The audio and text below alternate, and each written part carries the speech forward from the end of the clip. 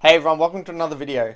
This video is going to be completely on Kassadin, and it's going to be about all the things that I think you really need to know and understand before you dive in and pick Kassadin in your solo queue games. So I hope you enjoy the video. So first of all guys, I'm going to preface this video with just a few stats. So these stats are from just a website called League of Graphs, and what I've got here is actually two forms of stats. One is a bunch of stats from win rates from EU, and one is a bunch of win rates from Korea. So this is win rates with Kassadin in differing elos. So in gold, as you can see here, we have 52.7%, platinum 53.3%, diamond 52.3%, and master 50%. It's master plus, sorry, so that's master, grandmaster, challenger. So what's important to notice here is that it peaks around platinum. And then in Korea, you've got gold 51.2%, platinum 52.1%, diamond 52.1%, which is very similar. Diamond is weird as similar in platinum diamond, and then master plus 49.5. So actually a negative win rate in master plus in Korea. So what I get from this information, or the main thing I get from this information, is that Kassadin as a champion peaks around platinum. Maybe like mid to low platinum in my opinion, and the stats will kind of back that up in a way. And what's really interesting is that the win rate of Kassadin is actually slightly higher in EU than it is Korea overall. And I actually contribute this to Korea being better at punishing and using their priority than EU, but that's just, that's just my interpretation. But the main point I wanted to get out of these statistics, and one thing I wanted to prove with it, is that Kassadin as a champion is worse the higher you get, purely because as the higher you get, and why Kassadin is good in like gold or platinum, and as soon as you start to get into diamond, why it's not as good is because players don't use their priority well in both mid and jungle. They don't really know what to do when the jungler has mid, or the mid has priority, or they don't know how to set up dives on side lanes. They don't know how to set up invades in the enemy jungle. They don't know how to roam because their awareness of side lane awareness is just quite poor. They don't know how to do a lot of things, which is why games actually get extended. Which is one reason as to why games get extended, because the games are a lot more sloppy, which means Kassadin in gold and platinum ends up getting to scale up a lot more, and it ends up getting to that mid to late game phase where he gets his 2-3 core items, where he can actually finally be quite useful, in especially level 16. And then the other thing is that people's knowledge of the game is actually a lot lower in those elos, where they actually don't know how to end games cleanly. So the games end up getting really sloppy again. They don't know how to play around objectives. They just play for kills. What do you know? Kassadin gets the 16 3-core items, and then the game he just pops off, and then Kassadin ends up winning. And then the other thing as well is, even if people, and people as well kind of panic because, they can't push out Kassadin, but if they just push out the wave and roam like they do in high elo, Kassadin ends up becoming quite a useless champion. So that's actually one way of kind of interpreting these stats, and I think it's actually backed up from my time playing Kassadin in both low elo and in high elo, which I'll kind of get into at the moment. So I'll actually show you right now on the screen a few of the statistics. I've actually played a bunch of games in Kassadin and around like low platinum, high gold, and every game is a complete stomp when I play Kassadin. And it's not because I get a bunch of early kills, it's because the team just lets me farm. I end up farming for like 25 minutes, I get a few items, and then I'm just getting pentakills.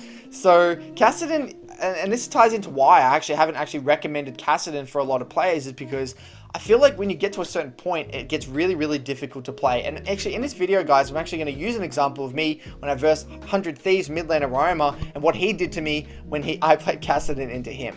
So next, I want to quickly talk about is builds and runes. So there's been a lot of topic and discussion in our Discord, or a lot of thought by myself about what I think, and a lot of testing, theory crafting about what I think the best builds and runes are for Kassadin. We'll start off with runes. So in my personal preference, I actually think fleet footwork, or why actually Kassadin kind of come back recently, is because presence of mind. So obviously precision tree is absolutely essential in any rune page you go with Kassadin, because you really need presence of mind for that, their resources in terms of mana, which actually allows you to use your Riftwalk a lot more as you head into mid to late game, and if you get a kill as well, ends up allowing you to spam your Riftwalk in mid to late game team fights, which is super useful. But that's actually the main reason Kassadin kind of come back recently on the new once presence of mind got changed.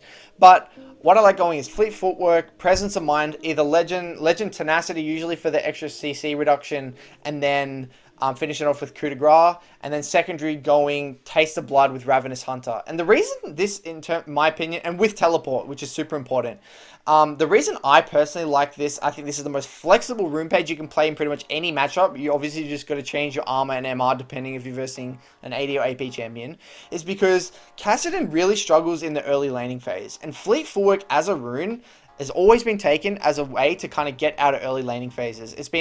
That's why Corki also used to taking Fleet Footwork, because a lot of lane matchups, Corki would just have to try and farm and scale.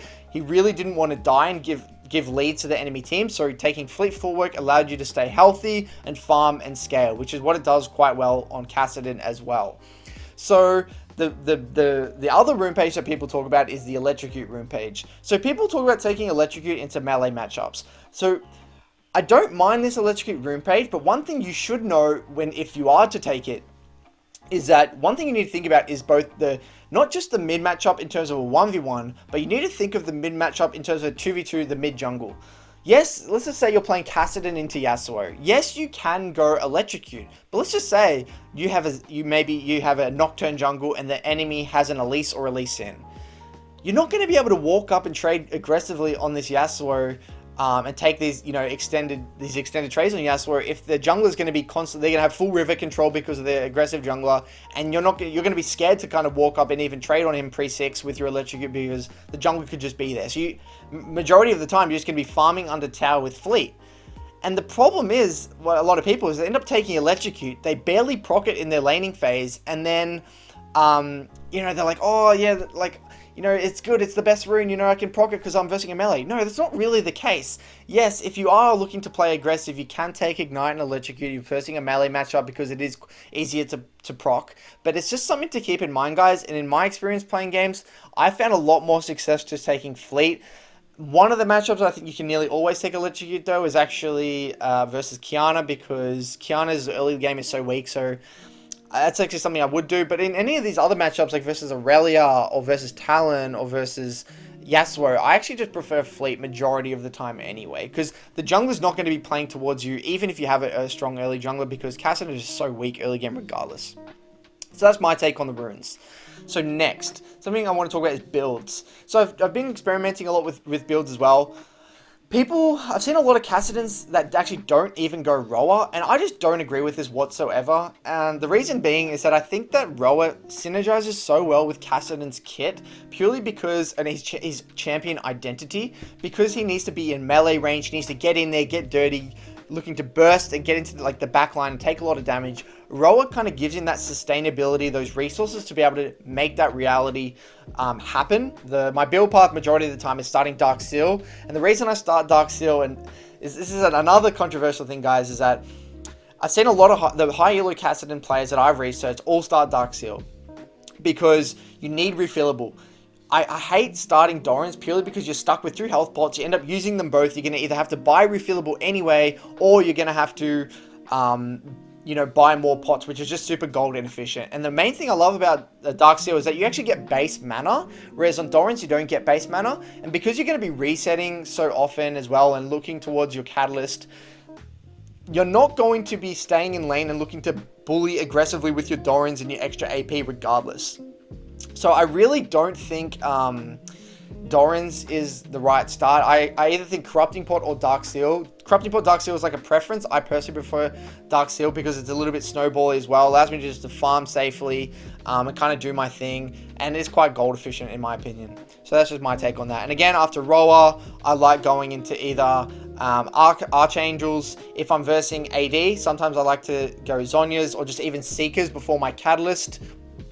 And so I end up having a build path that looks like Seekers into Rod of Ages, into finishing my Zhonya's, and then whether into Seraphs or whatever I need to after that. But the main thing you need to know, guys, is when say you are playing a champion, say you're playing like Kassadin versus Zoe, for example, and let's say you get an early kill or you get some favorable trades in the early game, you may ask, I see you sometimes you go, like I see some Kassadins go Blasting Wand instead of Catalyst, even when they have gold to get Catalyst.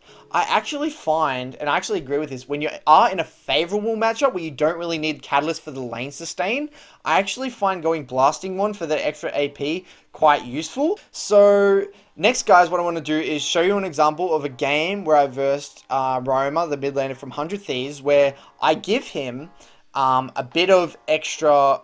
I give him a bit of priority and ends up using that to snowball lead. So stay tuned, guys. So what I wanted to do is actually quickly show you an example of how, like, in high elo or a really good player, how they actually punish Kassadin, even though it's like something that's super small, you know, that a super small mistake I made, and how big it actually ended up being. So if we actually look at the game state here, guys, I'm actually up a little bit up in gold. I'm actually versing a Camille mid, and this is actually Roma from 100 Thieves, the 100 Thieves mid laner. So we're about even gold right now. Even gold, I have my Catalyst and a Seeker's Arm Guard. It's going not too bad. It's actually a pretty even game. My top lane is dominating the Kali.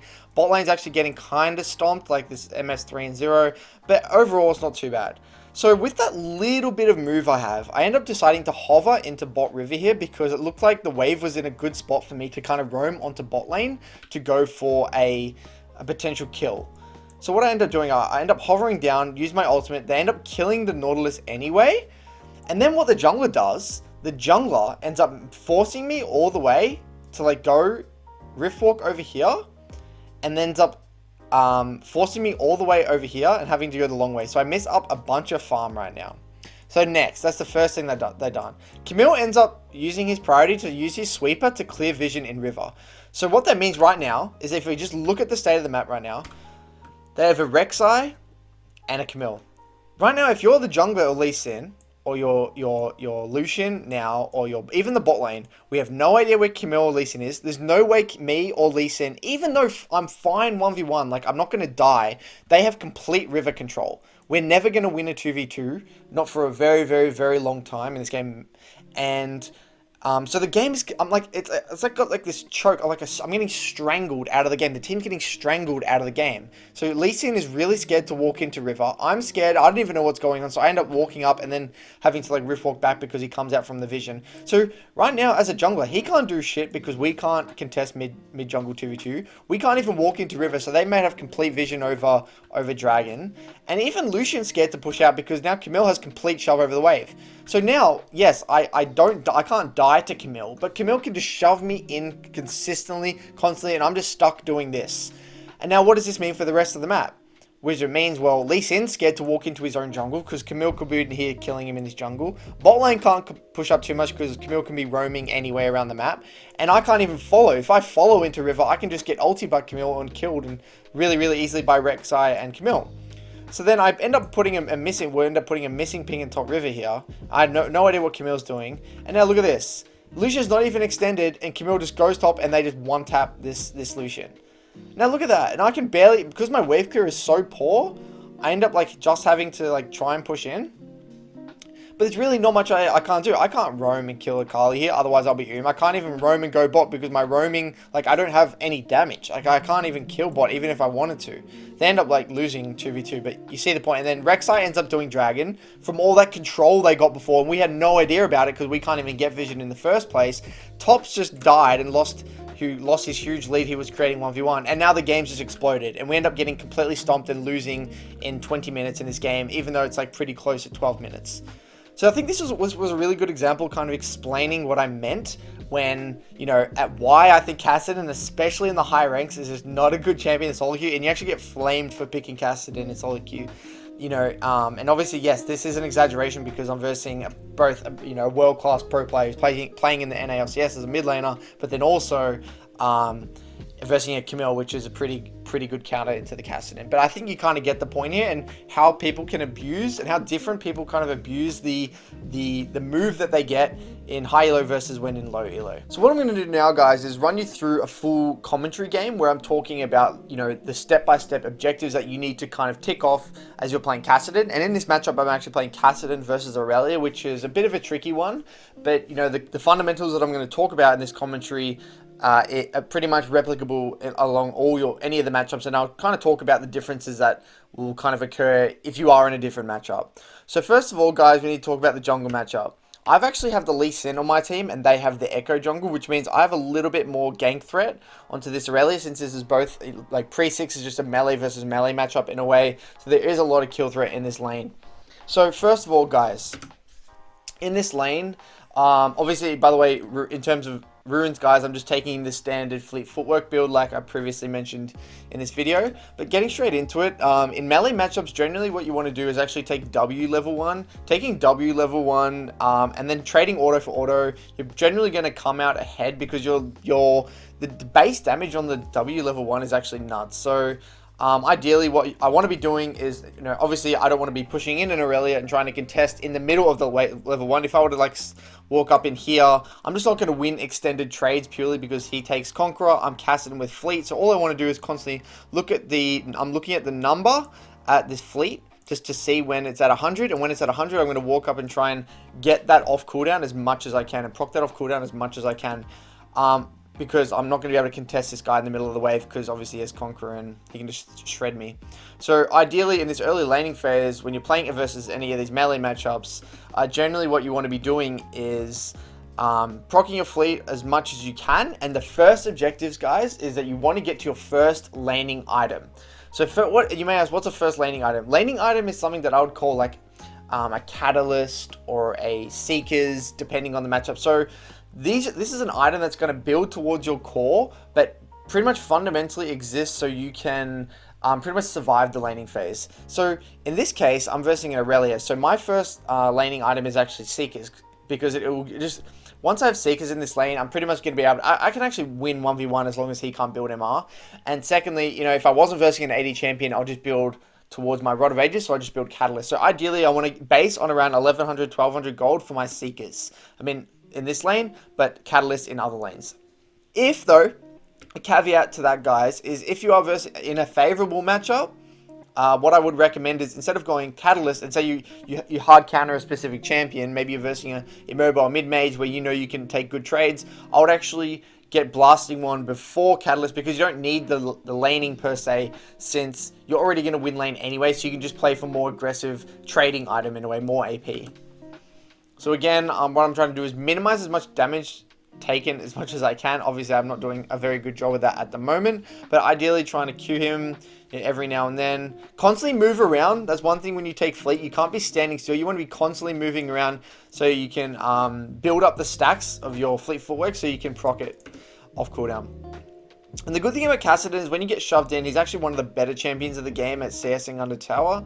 And there's really not much control I'm going to have. I don't really have much control over the wave. Like, Aurelia can kind of do what she wants with the wave, at least for the early portion of this lane. And notice here, guys, I actually just pinged that he warded topside for my jungler. So again, right now, I've got to be really, really careful because Aurelia level 2, level 3 will actually beat me in an extended trade, but I can actually win with short trades, or I can at least sustain with short trades. So right now, I can't find the middle wave, so I'm just kind of chilling back here, waiting for him. He's just pushing me naturally like he will, and trying to catch as much CS as I can. And this is just a sad reality of playing Kassadin in a lot of matchups, and why I don't think he's obviously an optimal like the best champion for solo queue, because you're going to have to give a lot of pressure in the early game here and just catch waves onto tower. And again, I'm still working towards my Catalyst here, or my Seekers in this case, in this specific game. So then auto attacking, trying to prep as much of this CS as possible. Going pretty good at the moment. And notice here already, so if I were to pause it here and tell you which CS to hit, like, obviously if you guys are an advanced player watching this, it would be pretty easy. But again, what you want to be doing is auto attacking at least all these once, so when the tower hits it, I can prep it in a way.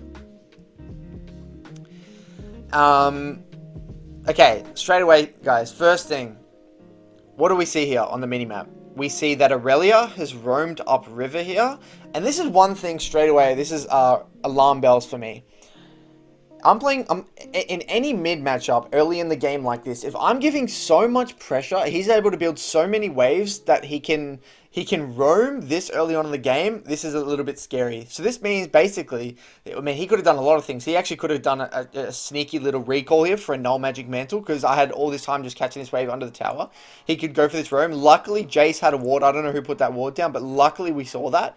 If that wasn't warded, Aurelia would have got that roam off. I had no idea that Aurelia would actually roam. I wasn't even thinking about Aurelia roaming this early, but I should have because the wave, if we actually go back here, he built a huge wave into me. So look at this. Aurelia could have just reset here. He could have gone top. So many things he could have done. And notice how hard this is now for my team. And this is, again, the downside of playing Kassadin. Because I have to give pressure early. In low elo, this wouldn't matter as much because they probably wouldn't do as much with their priority. But again, this is worse for my jungler because now he's going to have to take into account that Aurelia is most likely going to be in river first for any scuttle fight. So he's going to have to avoid fighting the enemy jungler, even though he's stronger than the enemy jungler. And then my laners need to be careful because Aurelia is already moving to side. So this is something that... and I can't even really push. I'm scared to push as well because if I push and it doesn't completely crash into tower and it's stuck in this spot, I can kind of get chased down the lane and have to blow my flash. So I can't even hard push out. So I just have to chill. So again, Aurelia has so much space. And now, this is a very common occurrence in solo queue. Where there's like this, especially in high elo, there's like this 4-minute, 3-minute 30, between 4-minute river skirmish. I'm lucky that my jungler has gotten off a gank top, bot, I believe, which means our support is free to help our jungler in this river skirmish. But if this was a straight 2v2 and these junglers are full HP, we're going to lose this fight every single time because I'm Kassadin and he's Aurelia. Which is again, this is something that no one really talks about when picking Kassadin, is that you pretty much lose every early mid jungle 2v2 unless they like completely misplay. I mean, obviously I'm talking about, most matchups, not every matchup if you've got a really good matchup, but majority of matchups you actually lose early 2v2 even if it's a favorable matchup because your champion doesn't have any hard CC. You kind of have a very pitiful amount of damage in terms of an extended fight. You're just pretty much like short trades. And you have no mobility pre-6. So you're not a very good early river skirmish champion. So I'm very fortunate here as well, guys. And I want to show you this and how this could easily be something different. See, notice how Aurelia pushed me in, right? Which means that the wave's going to slow push out. If they had the Lee Sin jungle or the stronger jungle champion at this time, notice what would happen. My wave's building into Aurelia here. Aurelia can just hold it here. I'm not even level 6. I wouldn't be able to walk up to unfreeze this because he can, jump on me and chase me down the lane. And I wouldn't know where Lee Sin is because, they would have river control. So I'm very fortunate that I have the stronger jungle early game, which is allowing me the pressure that Lee Sin's exerting around river right now. And by him hovering me, I'm able to play quite aggressive here. And Lee Sin's able to kind of back me up for both. I mean, we end up actually getting the kill, but the main thing is that I'm able to kind of push this wave out and deny Aurelia a bunch of this CS and then also get a really solid reset off at this amount of gold. And look at my gold, guys, 1188, which means I can get my Seekers. So notice how easily this could have been completely different and this is why there's so many red flags around playing Kassadin in solo queue. So many things to have a good game. And yes, this is an unfavorable matchup regardless. And this can happen in a lot of other matchups, not just Kassadin, guys. But you can kind of see what I'm getting at here. There's a lot of ifs going on. There's a lot of, obviously in high elo, this is why in high elo it's not as good because junglers are on the ball. They know how to punish. And they also know how to back you up if you do have priority, which is a good thing. So notice here, I don't know if you can see, but I've actually timed the mid enemy flash. And now Aurelia is kind of pushing back out. I've got my Seekers now. So what is my second objective, guys? Second objective is that I want to get to level 6. So I've kind of ticked the first box here. I've gotten to my Seekers. Now I want to start to build towards my Rod of Ages. And my second objective, though, is to get level 6. Because once I get level 6, I can start to be a little bit more safe. It's a lot harder for me to... get ganked, but I can actually play a little bit more aggressive in my lane. And it's actually a big power spike for me. So now, luckily, again, my jungler is recognizing that the lane is in such a good spot for me because obviously we crashed it and then it's coming back towards me. So the junglers in high elo, they will know that the wave's in a good spot, so they will always look to gank these melee versus melee matchups early game because they know how volatile it is, and they know especially Aurelia that doesn't have flash. It could have been a free kill there potentially if he landed that Q. And also, guys, remember I'm maxing E in these melee matchups because E is just a lot. It just does more damage, and it's a lot more. It's just a better ability because obviously the shield's not going to mean much when you're versing an AD champion as well. So now, again, I'm very fortunate that my jungler is, the pressure jungler here, so he's able to back me up and kind of help me get through the early game. And now I'm nearly at 6. Which is really, really good for me. So that's my second objective pretty much completed. Because, guys, the biggest problem with Kassadin solo queue is like getting to one of the biggest things is getting to 6. You can get punished super hard pre-6, but once you get 6, then it's pretty much smooth sailing in terms of farming because you're very, very difficult to gank. So that is like why it's such an important objective and why I'm kind of highlighting it as an objective because once you get to 6, your champion just completely changes. So notice here, I'm just trying to get the wave in because I can't roam or anything because I really need to get this wave in. Otherwise, Aurelia can freeze. Aurelia's trying to jump on me here. So now what I want to do, ideally, is use this as an opportunity now to get deep vision on one side. So now I can just heavy lean to one side. And this is something I always recommend to do, whenever... This is good both for when you are both playing from behind and playing from ahead. If you ever get an opportunity to ward deep vision, it allows you to kind of minimize and play safe and collect farm knowing that the jungler's not going to be there and heavy lean to one side. But also, if you're ahead, warding like this is even better as well because now Lee Sin has information. He can set up counter ganks. I'm just drawing on the minimap here. He can walk and set up counter ganks if he sees Echo on Raptors. He knows that now that I've got a pink in river here, now it's a lot easier for him to kind of loop around into the river and potentially gank Aurelia because he knows there's a pocket of no vision. So getting vision in that sense can be both beneficial when you're ahead and behind. So again here, one thing I want to kind of break down this trade quickly is that the only way he can jump onto me is if he gets his E. So I want to, ideally what I want to be doing is stepping to the side whenever he E's, which is instead of walking like straight back, which is an easier way of just dodging these skill shots. Aurelia's actually done a really good job here of kind of keeping it in this little golden spot here, and it's really difficult for me to unfreeze it because my wave clear is not that good, and then also yeah, I can't get in range to actually auto attack these minions, otherwise he wins the auto trade in a way, so it's actually quite difficult. But notice how I'm constantly leaning on the bot side of the lane here. I'm sitting on this side, constantly hovering here because that's where my vision is. So I'm able to actually be here quite safely, and even though Riven comes to gank me here, it's actually not going to matter too much because I'm just leaning onto the side of my vision. So next, guys, I've completed my first 2 objectives. You may ask, what's my third objective? So my third objective here, guys, is I want to get to my rower as fast as I can to start stacking up my Rod of Ages. Something here you may ask is, why are you buying tier? So in these matchups that are quite tricky, I actually don't like building tier early because it's not really going to help me with my laning phase. It's not going to help me. It's not really going to help me push my lead either. In the case where you're not versing an AD champion, I like going rower into tier, but in these cases where I'm versing an AD champion, I find Seeker's a lot more valuable into rower. And the one thing that I was actually trying to do this game is, and something you guys might not know about, if you do end up getting Seekers first, it's really efficient or really valuable to go to Catalyst because resistances on their own without HP are not as effective as when you have HP. So now my goal is I want to build towards my roller, but ideally I want to get to my Catalyst. I want to base on a Catalyst. That's my ideal plan. So, but again, third objective though in terms of gameplay, like items aside, changes drastically depending on the game state. Let's just say hypothetically I'm in one of these tough matchups. Maybe my game plan is just to minimize, keep the wave on my side of the lane and create gank opportunities onto the Aurelia or something like that. So it's kind of very flexible and will very much depend on the game state. So in this specific game state, for me, because I've kind of got out of my early laning phase purely because Lee Sin's helped me.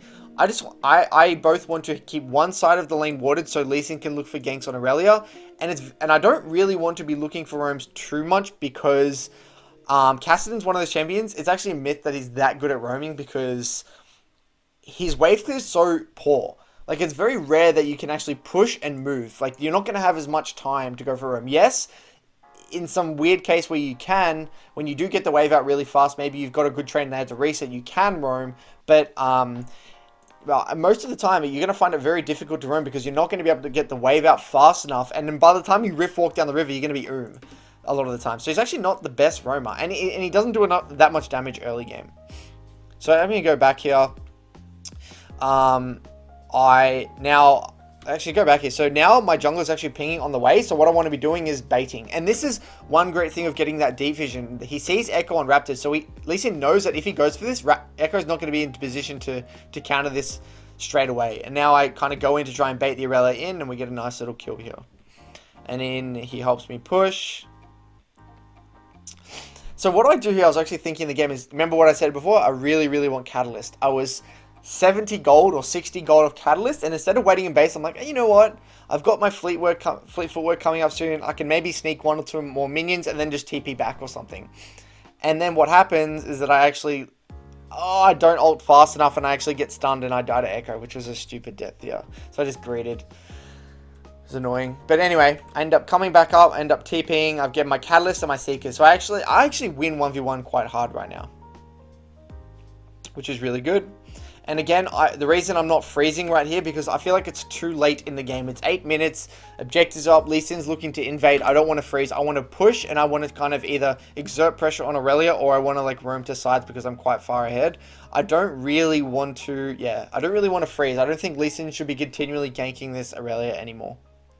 And notice how I'm constantly panning my camera bot in between waves, and then I can actually decide if I want to roam or not. And then this specific one, Echo was handing over blue. I saw Echo hand over blue to Irelia on top side. So I'm like, okay, I can actually go for a roam here because I don't even need to shove in mid because Irelia is not going to be in mid for a while anyway. So I end up getting a nice little roam off. Ideally, guys, when you're rift walking down, you want to keep on around 2 stacks because your third and fourth, you're only going to have about 1/4 stack rift walk, which is for a lot of damage, and third is a nice little.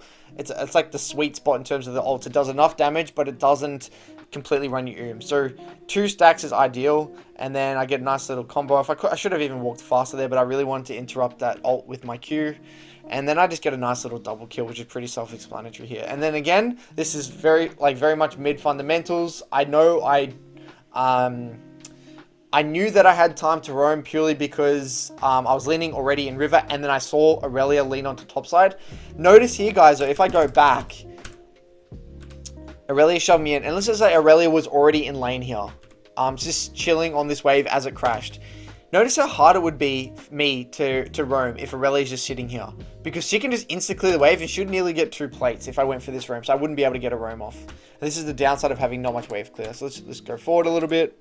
And now, obviously, I really want to work towards my rower. That's my next objective. And I want to continually kind of exert pressure on the map. I don't want to be freezing since it's getting into mid-game. So keeping the wave in the middle, ideally in the middle, or even just pushing and moving.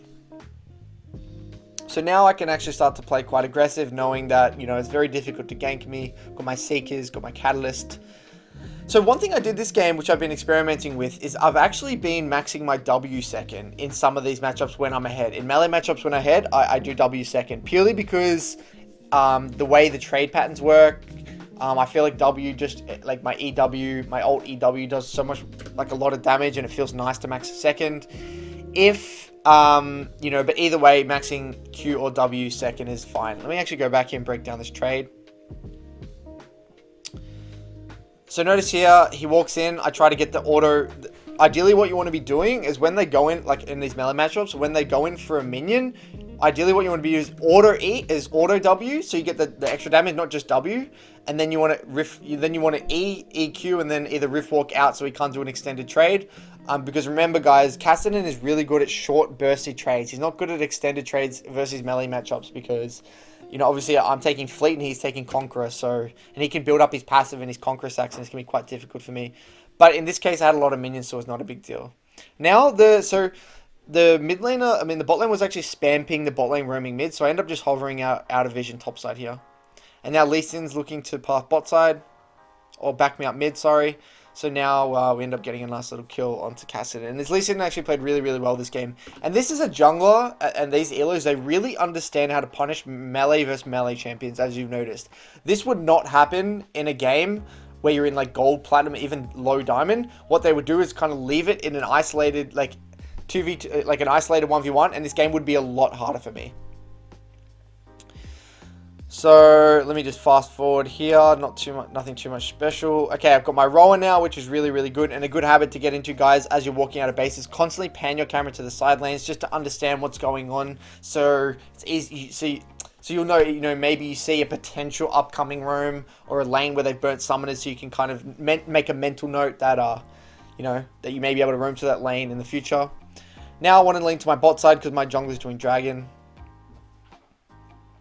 So now that I've got my Roa and I want to be building towards my my Zhonya's at the moment, is I want to ideally now start to get into the side lane, ideally. But let's fast forward this a little bit. Now I go back mid.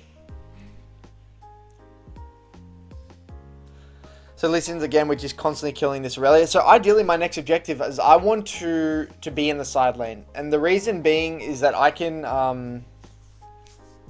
Kassadin is one of those champions when your head is super annoying on the side lane, because then you can just push and move. And now I have enough mana with my presence of mind that I can actually use my ult quite a few times. But if before that though, before I get into the side, notice how I'm pushing in mid. If I've killed him or if I haven't killed him, I want to be pushing in and moving. And now notice how I don't even know if I can go bot, but I'm just hovering out of vision like this. Like I don't even know, but I'm hovering out of vision. And now that's ideally is making bot scared. But, if that was warded around here, then, so be it. But again, it's just a really good habit to get into rather than just showing mid straight away. So then now, I really want to use my ultimate to try and clear this wave as fast as I can. Because I just don't think it's worth, holding the wave mid and looking for kills on Aurelia. Ideally, I just want to be pushing and moving. In other matchups, guys, there's one other strategy that I've seen on Kassadin as well. And actually, when you're not as ahead as I am in this game, and I feel like maybe the side lane matchups aren't as volatile as they are in this game, it's perfectly fine to use your tempo just to hit mid tower. Because Kassadin actually really values getting plates and plate gold. Purely because he's so item heavy and item reliant. And again, just constantly hovering in between waves. And I noticed that they use Rift bot. So then I'm just trying to defend bot lane at the moment. And I'm trying to use my... Let's just go back here. Notice what I do. So I already have 3 stacks. So one thing that you need to do is be conscious about the amount of ult stacks you need. Now I have 3. I know that if I use my 4th, another Rift stack here, it's going to use 400 mana. So that's going to kind of set me back all the way to pretty much no mana. So I know, even though the damage would be really nice, I know that if I use that ult stack, I'm not going to have any mana for this fight. So you need to be thinking about how you want to use your mana. And then so I wait for it to finish, and then I end up using my ult. So I end up getting a kill on the back end and kind of defending this this bot tower, which is pretty big for the game.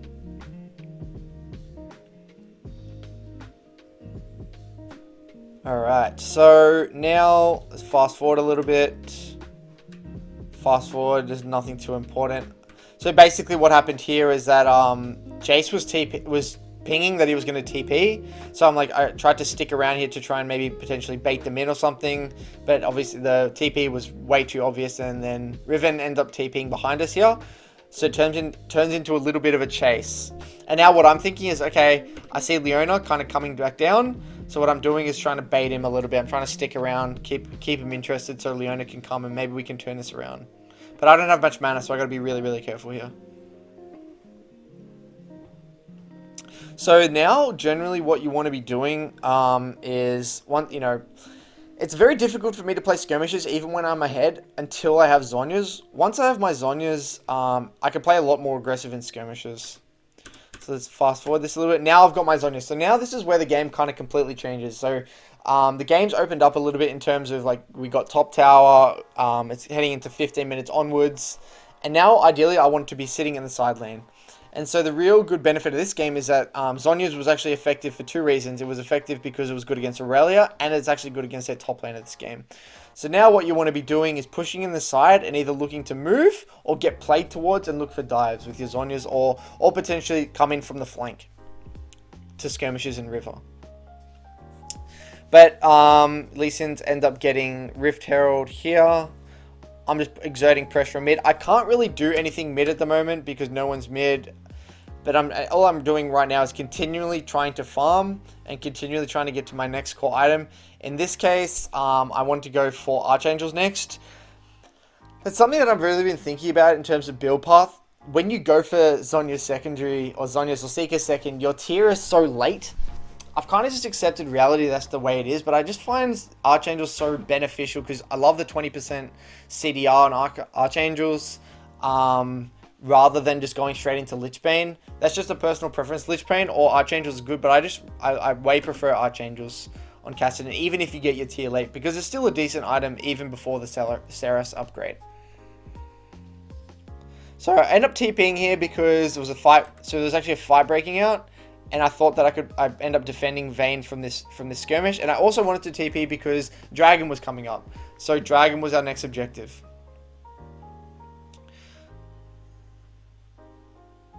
Alright, so I end up kind of getting out. They end up camping in bush and chunking me out, but turns into a bit of sloppy game here.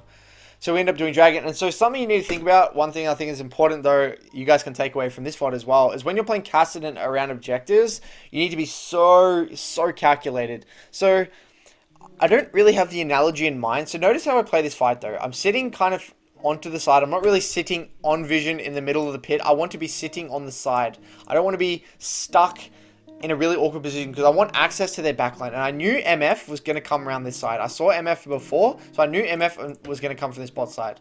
So now notice how I'm sitting from the side. Now what do I do?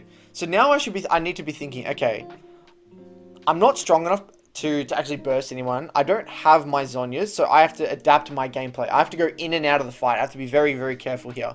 He starts his bullet time, so what I try to do is try to rift walk next to him, just trying to scare him, and now I'm trying to buy as much time as possible. And so a really big thing on Kassadin, why playing on the side is good, is so you need to be going in and out of vision. You need to be rift walking in and out and creating threat on the team without just soaking damage like a front line. So notice here, I rift walk over to try and buy time, and then I assess the fight. I'm like, okay, because there's a surprise factor coming over here, I can actually look to potentially burst someone. Since I've got 2 stacks on my ultimate up, here, bang, get a nice little burst kill into the MF. So the way you want to play fights is you want to play in and out. You want to be assessing who the targets are that you actually want to burst, and then you also got to be super careful and super on top, like on the ball in terms of your Zhonya's cooldown, because a lot of these fights you're going to be really reliant on your Zhonya's for baiting out abilities, or for also jumping into that backline and trying to kill that backline, or creating space for your team. And actually, that's actually one thing here, guys. Sometimes just by standing here alone and trying to get, and you know, even if the backline do see me being here alone, look what it does. Like, I do this, and it's making MF just back up anyway, which is again creating space for the rest of my team to just kill the Riven or kill the Echo on the top side. Ideally, that was my plan. So that's kind of like the way you want to play these dive champions, is through creating space for your team. And that's why I don't instantly rift. That's why also I don't instantly rift walk over this wall. So you notice how I walk over here and I'm chilling, and then I rift walk. So I'm trying to create as much space as possible for my team. Just fast forward this a little bit. Again, consistently going into the side, trying to farm up as much as I can. I ended up going Tarbies this game because they didn't have much MR and they had a lot of attack damage and auto attack based champions. But for some reason, again, my team was playing bot side, so I just had to consistently soak waves top. And I couldn't really defend mid because I'm Kassadin. Again, I'm just playing really patient, waiting for my team to continually play around me. And now my team, eventually, fast forwarding a little bit, I'm just kind of catching waves in the meantime, nothing too interesting. Now I'm grouping with my team to get a bit of control around Baron and around topside. And then I see Aurelia bot, so I ping Baron. Because Aurelia's bot with no TP, I ping his and ignite. He has no teleport. So I end up pinging the Baron. And the reason I wanted to do this, And especially on Kassadin. So Kassadin as a champion is like any assassin is much better when the team is funneled in and you can create spots where you can flank. When the MF and the team is sitting, I'm drawing on the minimap here, like, are they just sitting in these lanes like this? And even around, like, these deep jungle, it's so difficult for me to get a flank because it's so hard for me to maneuver around for them, and it's just in the open. And Kassadin's not very threatening. But when the fight's in this area in here, around this river, there's so many places for me to actually look for flanks or get onto the back line. Because I can see them from a long way away. I can see who's coming here. I can see who's coming here. I saw MF coming on this direction, so I know I want to sit around here and potentially chunk out MF. I know Vel'Koz is sitting around here. If I'm versing a team with heavy frontline, I can just avoid them by sitting on another side and getting onto their back line. These sorts of areas are really, really good, and these sorts of fights are really, really good for Kassadin because it's super clear. You can use vision. There's plenty of vision, and there's plenty of space for you to maneuver onto the back line. So now I want to buy time, ideally, for my team to get Baron, and then I just completely scare the shit out of this MF, get him to half HP. I don't know why my team got off Baron in this specific instance. This was free to do Baron. I'm just completely chunked their backline, and I want them to come in even further. If they come in all the way here, it's so much easier for me to kind of get onto the MF, onto the backline. And now again, we kind of pussy out, which is really annoying, and now they just completely back off, and now it's difficult for me to get a flank again. So I actually don't know why that happened, but you can kind of see the premise here, guys, and like why or how you really want to maneuver around these objective fights. And then ideally, again, what you want to be doing before this objective, I know consciously I want to be playing for this dragon because this was our fourth dragon before the soul. So what you want to be doing is shoving out a side and then coming in from the side. So notice here, I actually shove the side expecting that there's going to be a fight around this dragon, so I can actually come in from the side because I don't want to be coming in straight from the front. I want to be always trying to pushing and moving or creating side lane or creating threat or creating space by coming in from the side. So again here, we're looking to pull out the dragon. This was one of those weird fights where I thought they weren't even going to contest, but Aurelia kind of walks in and we just burst. But again, what I end up doing is trying to just kill the Echo here because he's trying to he was trying to steal the dragon, and he ended up stealing the dragon. So now, what do we see? What's the first problem with this fight, guys? I'm a Kassadin, and our team is running headfirst into a team that has a bunch of AoE. This is not what you want to do on Kassadin, or not what you want to do with any comp reliant on, you know, diving onto the backline, because now their Jace and their Vel'Koz can just spam their abilities. Their MF can sit all the way back here. There's no way we're going to get to MF without going through all this damage, and then it ends up being a really poor fight here.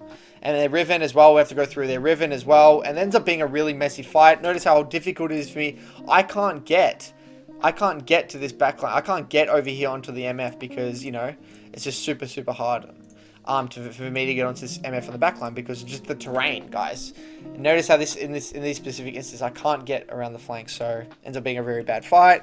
Fast forwarding a touch. Now I've got my Archangels. Again, I want to be sitting onto the side, pushing and moving and collapsing.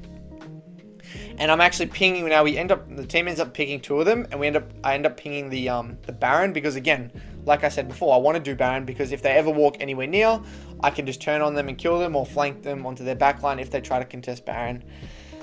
And then the game's pretty self-explanatory from now on once we get Baron. One thing actually before we kind of end this commentary, guys, is that when you're playing Kassadin, because like I said in the previous part of this video, since you're a carry and you're sacrificing so much in the early game, you need to make up for it in the mid to late game, which means that you can't play like a bitch.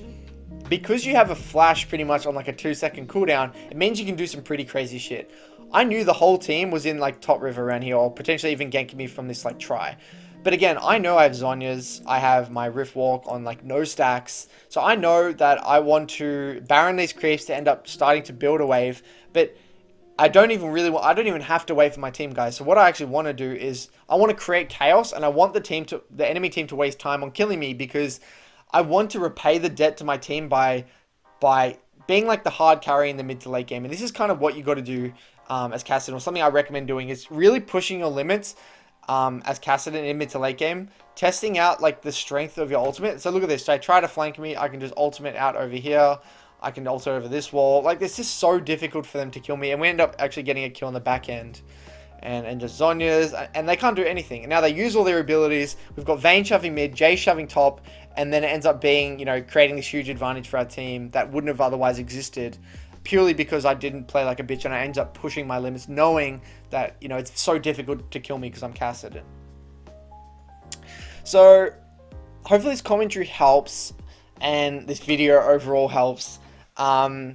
I wanted to kind of do this video on Kassadin, as you know, because, you know, I've had a lot of people talk about Kassadin. It's a very popular champion, but I just really wanted to get my opinion out there on Kassadin. And so, you know, after everything information I put in this video, if Kassadin is still a champion you want to play, feel free, because I am a big advocate for playing a champion that you love.